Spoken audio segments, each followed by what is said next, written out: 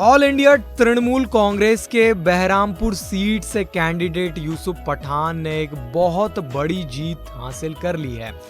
दरअसल यूसुफ पठान का ये डेब्यू मैच था, या कहा जाए ये डेब्यू पारी थी इनकी सियासी, और इस सियासी पारी में डेब्यू मैच में ही एक बड़ा छक्का उन्होंने लगाया है और एक बहुत ही अहम और एक्सपीरियंस प्लेयर कहा जाए, या फिर कहा जाए एक बहुत ही ज़्यादा एक्सपीरियंस पॉलिटिशियन को उन्होंने हराया है।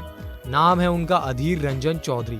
अधीर रंजन चौधरी जो कि 25 साल से इस सीट पर कब्जा जमाए बैठे थे, और उसके बाद इस बार भी लग रहा था कि अधीर रंजन चौधरी जीत सकते हैं, क्योंकि उनके पास जिस तरीके का एक्सपीरियंस है वो बताता है कि अधीर रंजन चौधरी जीत सकते थे। लेकिन उसके बाद अगर देखा जाए तो टीएमसी यूसुफ पठान को इनके खिलाफ खड़ा करती है।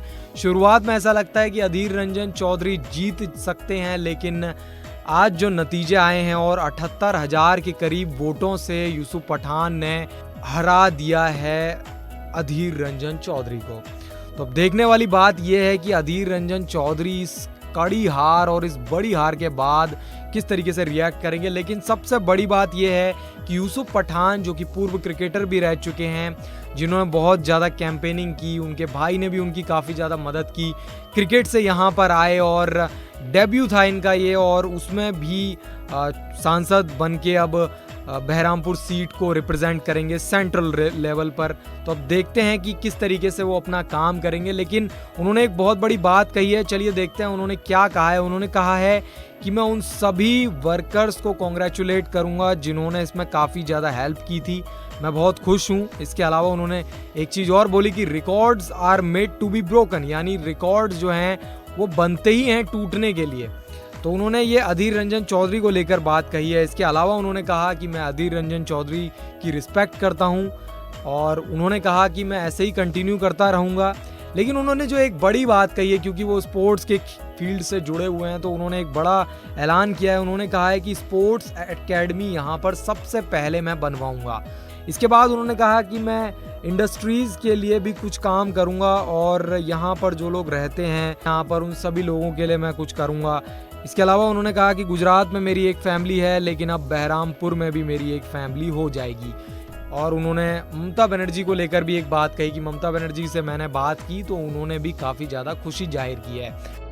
देखिए, मैं डे वन से कहता आया हूँ कि अधीर जी का मैं सम्मान करता हूँ, रिस्पेक्ट करता हूँ। सीनियर लीडर है और वो हमेशा सीनियर लीडर ही रहेंगे। ठीक है, वो हारे, लेकिन मेरे लिए उनके लिए जो सम्मान है वो मैं हमेशा उनका सम्मान बना रहेगा, और मैं उनको हमेशा रिस्पेक्ट करता रहूँगा, और मैं उनको बेस्ट विशेस कहता हूँ उनके आगे जो भी फ्यूचर में वो काम करेंगे उसके लिए। बहरमपुर में करना चाहता है। मैं बिल्कुल सिर्फ क्रिकेट एकेडमी नहीं, मैं एक स्पोर्ट्स एकेडमी बनाऊंगा। क्रिकेट एकेडमी के साथ साथ सिर्फ क्रिकेट पे ही ध्यान नहीं दिया जाएगा, दूसरे स्पोर्ट्स पे भी ध्यान दिया जाएगा, ताकि बच्चे और भी स्पोर्ट्स खेलते हैं, और भी टैलेंट है यहाँ पे, तो वो टैलेंट बाहर निकल के आए, स्टेट के लिए रिप्रेजेंट करे, देश के लिए रिप्रेजेंट करे, और स्टेट और देश के लिए मेडल लेके आए।